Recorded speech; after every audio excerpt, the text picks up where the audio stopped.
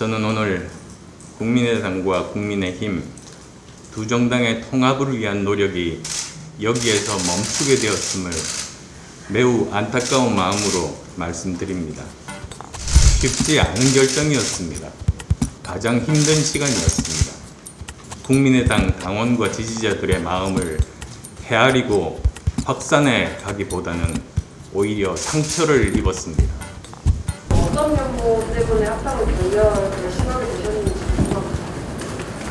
지금 제1야당만으로는 정권 교체가 힘들어지고 있다고 판단합니다. 혹시 이준석 대표와 오늘 사전에 조금 이야기 나누신 게 있을지요? 따로 말씀드린 적은 없습니다. 운해창천이라는 말 아실 겁니다. 교수님께서 스스로 깨지는 거 아니냐 이런 지적이 있는데 여기에 대해서 어떻게 생각하시는지. 제 약속은 정권 교체입니다.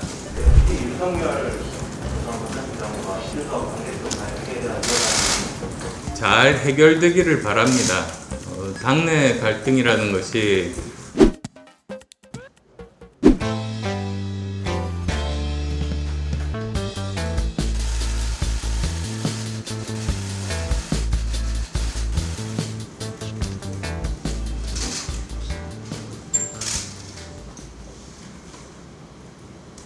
그동안 숙고의 시간을 가졌습니다. 저는 오늘 국민의당과 국민의힘 두 정당의 통합을 위한 노력이 여기에서 멈추게 되었음을 매우 안타까운 마음으로 말씀드립니다. 쉽지 않은 결정이었습니다. 정치를 시작한 이래 많은 우여곡절이 있었지만 가장 힘든 시간이었습니다. 저의 부족함으로 인해 최종적인 결과에 이르지 못했습니다. 통합을 기대하신 국민들께 죄송하다는 말씀 올립니다. 저와 국민의당은 정권 교체를 위한 야권 지지층의 확대를 가장 중요한 통합의 원칙이라고 강조해 왔습니다. 통합의 목적은 중도와 보수가 연합해 더 좋은 대한민국을 만들기 위한 정권 교체를 하는 것입니다. 하지만 통합을 위한 논의 과정에서 국민의당 당원과 지지자들의 마음을 헤아리고 확산해 가기보다는 오히려 상처를 입었습니다. 단지 합당을 위한 합당 또는 작은 정당 하나 없애는 식의 통합은 정권 교체를 위해서도 더 좋은 대한민국을 만들기 위해서도 결코 바람직하지 않다는 결론에 이르렀습니다. 지지층 확대 없이는 정권 교체가 불가능합니다. 국민 여러분의 깊은 이해를 구합니다. 이번 대선은 코로나19 팬데믹 극복을 비롯한 기후위기, 과학기술혁명, 미중 신냉전 등 대전환의 위기를 극복하고 미래로 전진하는 중요한 계기가 되어야 합니다. 정권 교체, 그래서 아주 중요합니다. 문재인 정부의 무능과 부패, 독성과 내로남불을 단호하게 심판해야 합니다. 하지만 정권 교체가 과거 기득권 양당이 반복해온 적대적 대결 정치의 도돌이표가 되어서는 안 됩니다. 더 좋은 정권 교체가 되어야 합니다. 정권 교체의 과정이 더 좋은 대한민국을 만드는 담대한 혁신으로 이어져야 합니다. 국민들께 정권 교체가 더 나은 선택이라는 확신을 드려야 합니다. 우리 정치는 이제 이념에서 실용으로, 대결에서 문제 해결로, 과거에서 미래로 과감히 전환해야 합니다. 국민의당은 실용적 중도 정당입니다. 국민을 통합하고 현재 삶의 문제를 해결하는 동시에 젊은 세대들을 위한 국가 대개혁과 미래 아젠다를 주도해 나가겠습니다. 저와 국민의당 많이 부족하지만 우리의 대한민국을 위해 해야 할 일을 꿋꿋이 해 나가겠습니다.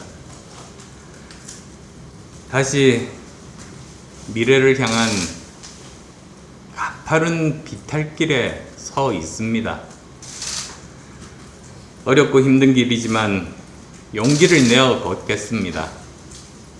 코로나19로 고통받는 국민 곁에 더 가까이 다가가는 것으로부터 새로운 변화의 길을 찾겠습니다. 고맙습니다.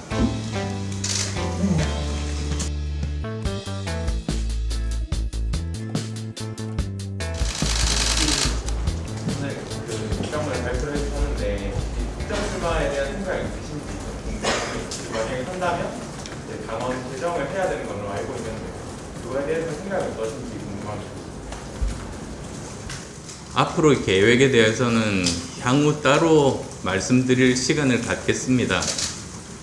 우선은 지금까지 혼란스러웠던 당을 먼저 추스리고 당원 지지자분들과 함께 논의해서 길을 찾겠습니다.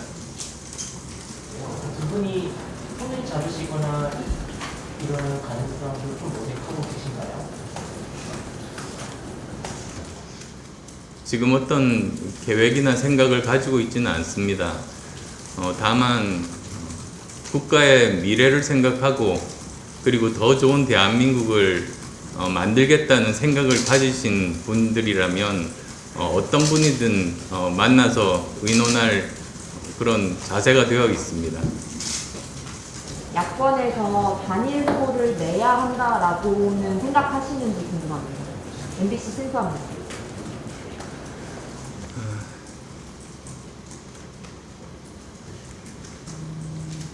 저는 정권 교체를 바라고 더 좋은 대한민국을 원하는 그런 합리적인 중도층을 대변하고자 합니다. 그리고 저에게 주어진 시대적 소명을 다하겠습니다.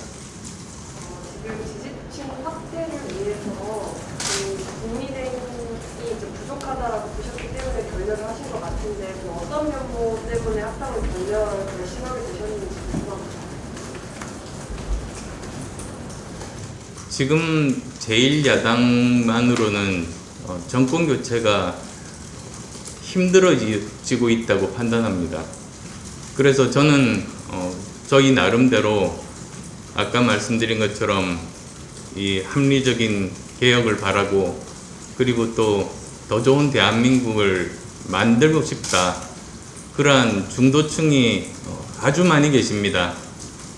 그래서 그분들을 대변해서 저희들이 최선을 다해서 그분들이 바라는 대한민국의 모습을 구체적으로 정책화하고 그분들을 설득하고 열심히 앞으로 그런 정당으로서의 활동을 계속하고자 합니다.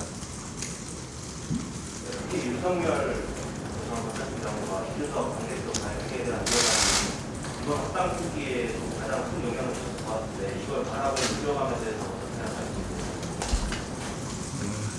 잘 해결되기를 바랍니다. 당내 갈등이라는 것이 당 바깥에 있는 분이 어떻게 영향력을 미치기는 힘듭니다. 당내에서 갈등을 잘 해결하기를 바라고요. 그리고 또 윤 전 총장을 포함한 지금 현재 제1야당의 대선 후보분들 그분들은 저는 정권 교체를 바라는 야권의 구성원이라고 생각합니다. 그래서 저도 선의의 경쟁을 통해서 저희 국민의당도 선의의 경쟁을 하면서 이 정권 교체의 가능성을 높이는 데 역할을 하도록 하겠습니다. 혹시 이준석 대표와 오늘 사전에 조금 이야기 나누신 게 있을지 오늘 말씀해 주신 거 관련해서요? 예, 따로 말씀드린 적은 없습니다. 아마도 이제 제 발표를 기다리고 있다. 뭐 그런 취지의 언론 보도를 본 적은 있는 것 같습니다. 운외창천이라는 말 아실 겁니다. 어두운 구름 밖으로 나오면 밝은 하늘이 보인다. 지금 코로나19라는 어두운 구름에 대한민국 전체가 갇혀져 있고 국민들이 그 속에서 고통받고 있습니다. 그렇지만 어떻게 하면 여기를 정말 제대로 극복할 수 있을 것인가? 거기에 저는 정치가 역할을 해야 된다고 봅니다. 즉, 절망을 만드는 정치가 아니라 희망을 만드는 정치가 되어야 하지 않겠습니까?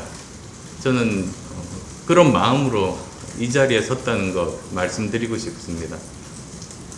네, 합당을 하시겠다는 약속을 하셨는데 일각에서는 그 약속을 대표님께서 스스로 깨시는 거 아니냐 이런 지적이 있는데 여기에 대해서 어떻게 생각하시는지. 제 약속은 정권 교체입니다.